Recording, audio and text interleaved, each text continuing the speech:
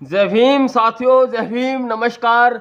और साथियों, मेरा नाम है मनोज कुमार और आप देख रहे हैं मनोज कुमार 909 पॉलिटिक्स। साथियों, पॉलिटिक्स यानी राजनीति से जुड़ी जानकारियां मैं आपको जुटाता रहता हूं। और साथियों, इसी पर मैं एक कविता आपको लेकर आया हूं। ये मेरा वीडियो कविता स्किप ना करें, इसको ज़रूर सुने, इससे आपको कुछ ना कुछ मिलने वाला ज़रूर है। कि जाति जाने होते दंगे, सुध मारी गई बेचारों की, और जो रूप निखारे धरती का अजर्थ है उन इंसानों की। कि साथियों, हमें ऐसे नेताओं की जरूरत नहीं जो देश में दंगे करवाएं, मुसलमानों को कटवाएं, हिंदुओं को कटवाएं, दलितों को कटवाएं, गुजरों को कटवाएं, जाटों को पिटवाएं। यानी हमें ऐसे नेताओं की जरूरत नहीं है। हमें उन नेताओं की जरूरत है जो इस देश को भाईचारा दे सके, चैन अमन सुकून दे सके। हमें ऐसे नेता की जरूरत है। साथियों, हमें देखना होगा कि कौन नेता कैसा है। हमें केवल जाति और धर्म पर वोट करने से कुछ नहीं मिलने वाला, सभी का नुकसान हो रहा है। साथियों, हमें ऐसा नेता जरूर चुनना है जो सबको विकास भी दे और साथियों देश को बांटे ना, भाईचारा बना के रखे। तो सुनिए आप साथियों, अब ये कविता जरूर सुनिए। कि हर दिन होते दंगे देखे, हर दिन दंगे होते देखे राहुल मोदी राज में, हर दिन दंगे होते देखे राहुल मोदी राज में, और सपा भी नहीं है पीछे इन दोनों के साज में। कि साथियों, हमने राहुल की सरकार में भी दंगे होते देखे हैं। मुरादाबाद में हमारे यहाँ दंगा हुआ था और वहाँ बहुत सारे मुस्लिमों को मौत के घाट उतार दिया गया था। और बहुत सारी जगह पंजाबियों को भी आपने देखा होगा। शायद राजीव गांधी की जब मृत्यु हुई थी तो पंजाबियों को ईंखों में बैठ बैठ कर, लैटरिनों में बैठ बैठ कर बाल कटवाने पड़े थे। यानी सरकार ने इतना अत्याचार करा था जनता पर जिसका कोई ठिकाना नहीं, सरदारों पर।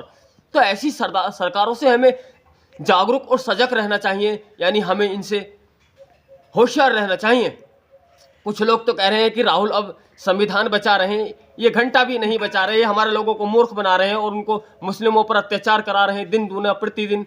और दलितों का शोषण जो बड़े पैमाने पर हो रहा है ये किसी से छिपा नहीं है। तो दलितों को और मुस्लिमों को ये बात भली भांति जान लेनी चाहिए कि ये जो राहुल संविधान हितैषी बन रहे हैं ये हमारे हितैषी नहीं, दुश्मन है ये अखिलेश और राहुल और मोदी जी भी।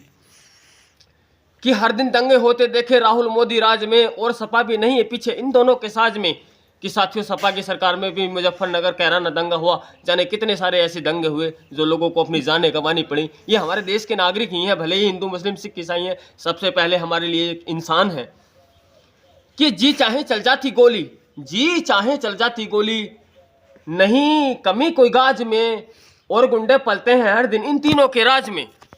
कि साथियों, जी चाहे जहां वहां गोली चल जाती है। आप तो देख रहे हैं, सपा सरकार हो, कांग्रेस सरकार हो, बीजेपी सरकार हो, कोई सी भी सरकार क्यों ना हो, यानी गुंडों का रुकने का आलम नहीं है। वो दिन दूना रात चौगुना अत्याचार कर रहे हैं, लोगों का शोषण कर रहे हैं, छोटी जाति वाला जानकर, गरीब जानकर, मुसलमान जानकर।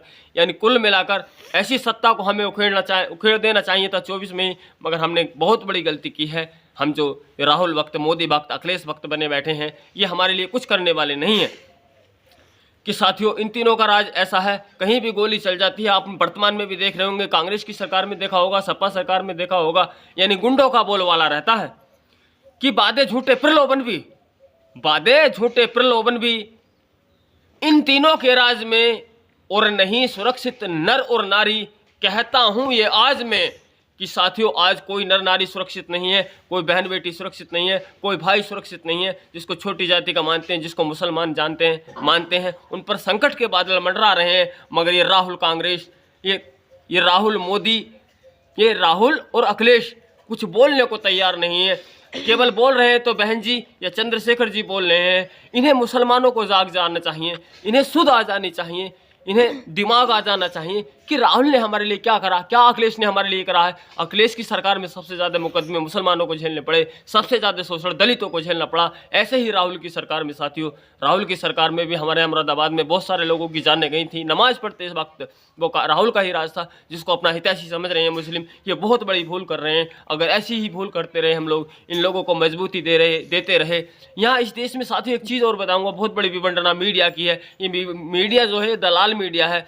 यानी ये पैसे लेकर राहुल की हवा दिखाता है, ये पैसे लेकर अखिलेश की हवा दिखाता है। कुछ मीडिया पैसे लेता है, यानी बीजेपी की हवा दिखाता है, और बीएसपी को ये लोग सब गर्क कर देते हैं। साथियों, बीएसपी तो एक ऐसी सरकार रही है, गांव में आप किसी के भी में पूछ लीजिए कि बहन जी से अच्छा शासन किसी का नहीं रहा है। कभी कोई दंगा नहीं हुआ, कभी जाति बिरादरी पर किसी का शोषण नहीं हुआ, न दलितों को सताया जाता है, न मुस्लिमों को सताया जाता है, न सिखों को, न ईसाइयों को, न बौद्धों को, न पारसियों को, किसी को नहीं सताया जाता। साथियों, हमें तो इस देश का पीएम बहन जी को बना देना चाहिए था, मगर मीडिया ये चाहता है कि अगर मायावती की सरकार बन गई तो गरीबों की बल्ले बल्ले हो जाएगी, मध्यम वर्ग की चांदी कट जाएगी, यानी उनको रोजगार मिलेगा। तो फिर हमारे जो ये बड़ी जाति वाले लोग हैं, ठाकुर बनिया बामन, इनकी कौन गुलामी करेगा, इनके कौन काम काज करेगा, कौन इनकी खेती करेगा। ये लोग तो साथियों अभी भी स्कूलों में भी इनके समाज के लोग, जो हमारे समाज के मुस्लिम और दलित के बच्चे पढ़ते हैं, ये उनको पढ़ाने का काम नहीं करते हैं। साथियों, आप गांव में ही देख लीजिए, ये हमारे साथ बहुत बुरा व्यवहार करते हैं, हमारे लोगों को बांटते हैं हिंदू मुसलमान कहकर, यानी मुसलमानों का वोट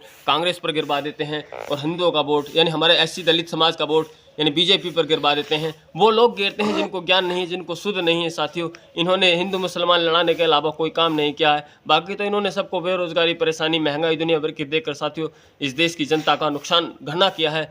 तो साथियों, हमें मीडिया की बातों में भी नहीं आना चाहिए, क्योंकि ये मीडिया जानता है बसपा सरकार बहुजनों की है। कभी मायावती की सरकार हुआ करती थी तो गांव में ही सरकारी अधिकारी दौड़े आते थे और अधिकारियों के पास आज दिन रात चक्कर लगाने पड़ते हैं। साथियों, कितनी बड़ी गलती कर रहे हैं। साथियों, हम लोग मुसलमान असल में ये सोचता है कि मायावती की सरकार में हमें गुंडागर्दी करने को नहीं मिली, गुंडागर्दी करने को नहीं मिली तो आपका शोषण भी तो नहीं हुआ था, यानी सब लोग भाईचारे से रहते थे।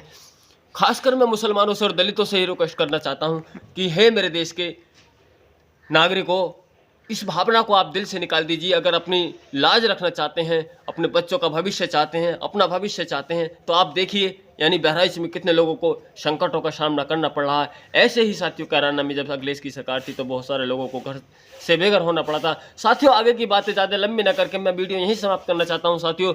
और साथियों, आपको मेरा ये वीडियो पसंद आया है तो वीडियो को जरूर लाइक करें और कमेंट जरूर करें। साथियों, अगर आप दलित या मुस्लिम है तो वीडियो को ज़्यादा से ज़्यादा शेयर करें, ताकि ये वीडियो हमारा ज़्यादा से ज़्यादा लोगों में, दलितों और मुसलमानों में पहुंच सके और हम लोगों का भाईचारा बना यानी बरकरार बना रहे, यानी हम भाईचारा बना ले फिर से, जैसे बसपा की सरकार में हम लोगों को मान सम्मान स्वाभिमान यानी इज्जत से जीने का मौका मिला। फिर से हम लोग अपनी सरकार बना लें, एक तरफी सरकार बनाएं, या तो हम लोग बटे नहीं, या तो हम कांग्रेस यानी या तो हम अपने केतली को ही वोट करें या हाथी को ही वोट करें, यानी दलित और मुस्लिम ऐसा गठजोड़ बना लो ताकि इन दुश्मनों को हम भगा सकें और ये जो हमारे ऊपर शोषण कर रहे हैं, ये शोषण हमारे लोगों का रुक सके। साथियों, चलता हूँ साथियों, इजाज़त चाहता हूँ, आगे फिर मिलूंगा। और साथियों, हाँ, एक बात और कहता हूँ चलते चलते साथियों, अगर आपने मेरे चैनल को सब्सक्राइब नहीं किया है तो प्लीज़ मेरे चैनल को बिल्कुल अभी सब्सक्राइब करें, ताकि इस तरह की जुड़ी जानकारियाँ मैं आपको अपने यूट्यूब चैनल के माध्यम से पहुँचाता रहूँ। साथियों, चलता हूँ। जय भीम, जय हिंद।